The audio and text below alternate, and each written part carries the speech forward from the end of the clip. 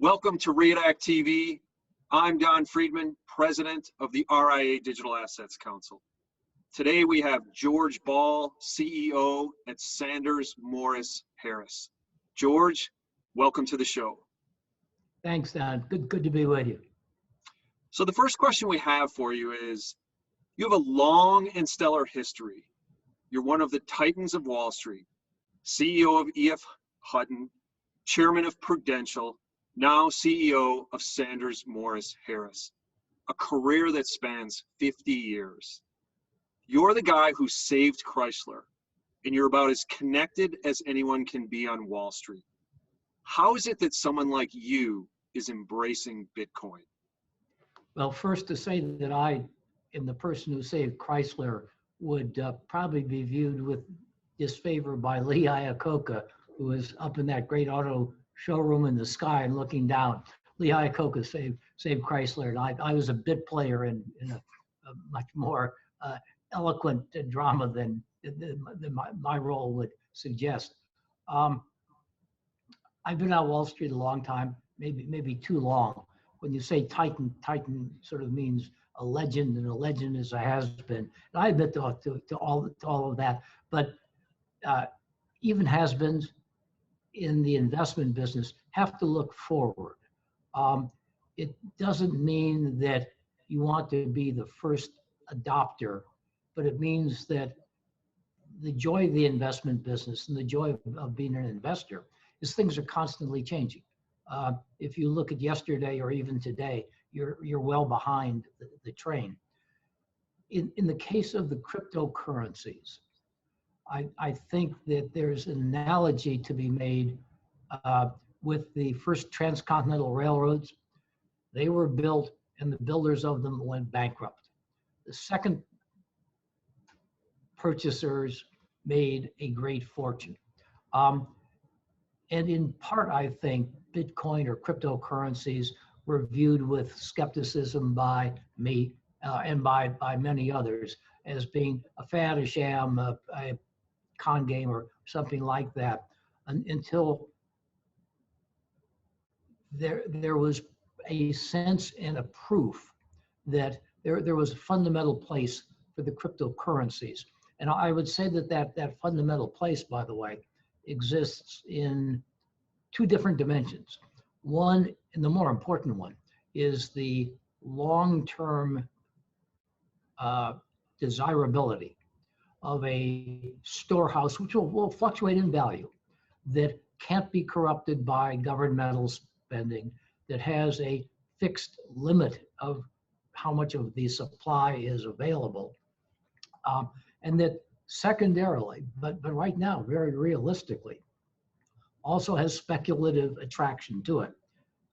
And so, like Rick Edelman adopting ETFs, he looked at them for 2 years before saying, hey, this is something real and I want to put them in my clients' portfolios. I looked at Bitcoin very skeptically, with a bias against them, until it became clear that investors needed them as a part of a well-balanced portfolio. And that's really what cryptocurrency is today. It's a very vital part, not a totality, but a part of a well-composed portfolio for many, many people. Great.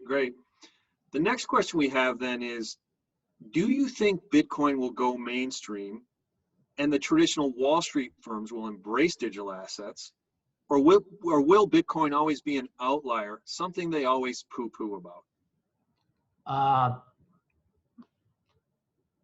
Every investment form was an outlier until it wasn't. And if that sounds like something that comes out of a Chinese fortune cookie, let me be a little bit clearer about it.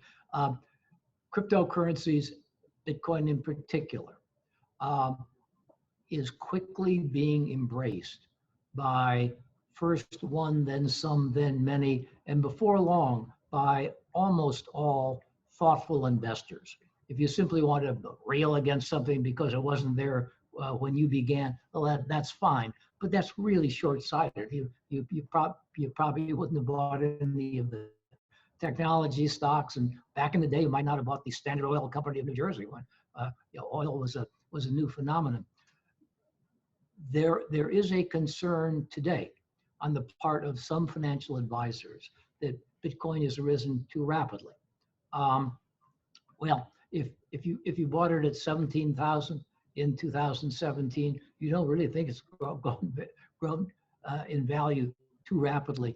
It is a staple that deserves a place in almost all portfolios, and even my good friend Jamie Dimon has come to either understand or to profess that Bitcoin and cryptocurrencies are real. Now, as an advisor, just like with any other purchase, you may not want to put all of a client's money into it at one point in time. Bitcoin is going to be volatile.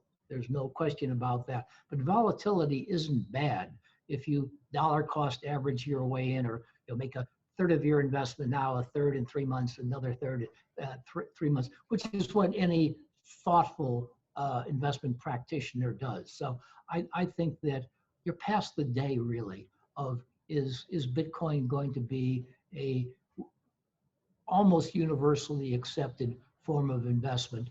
You're getting to the point, and again, the price is starting to reflect that most perspicacious investors consider it to be a necessary part, again, a part, not all, of a well thought out portfolio. Great. Well, George, we really, really appreciate your insight, and thanks for being a guest on Readact TV. Enjoyed it very much, and enjoy watching Readact when it's on, by the way. It's very, very good. Thank you.